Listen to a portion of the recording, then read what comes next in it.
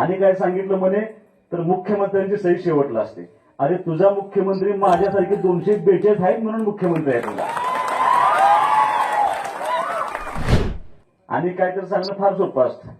त्या पाठीमागचे कष्ट एकदा दर मंगळवार मुंबईला येऊन बघा, एकदा धक्के खावा मंत्रालयात येऊन, मग तुम्हाला कळेल. आणि काय सांगितलं म्हणे तर मुख्यमंत्र्यांची सही शेवटला असते. अरे तुझा मुख्यमंत्री माझ्यासारखे 242 आहेत म्हणून मुख्यमंत्री आहे तुझा. आणि एकदा जाऊन विचार तुझ्या मुख्यमंत्र्याला कोण आहे सुहास बाबर, त्याचं उत्तर तुझा मुख्यमंत्री दिलं. एवढं सोपं नाही. राजकारण एवढं म्हणते तेवढं सोपं नसतं.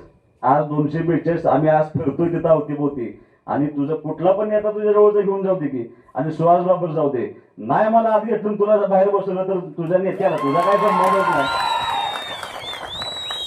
हा सुहास बाबर काँग्रेस पण चालवतो, राष्ट्रवादी शरद पवार पण चालवतो, राष्ट्रवादी अजित पवार पण चालवतो, उबाटा पण चालवतो, शिवसेना पण चालवतो आणि भाजप पण चालवतो. मी फक्त दिसतो शांत, मी शांत आहे. म्हणजे मी करायला लागलो कार्यक्रम तर उट्यात काय केलं त्यानं जवळ बघितलं.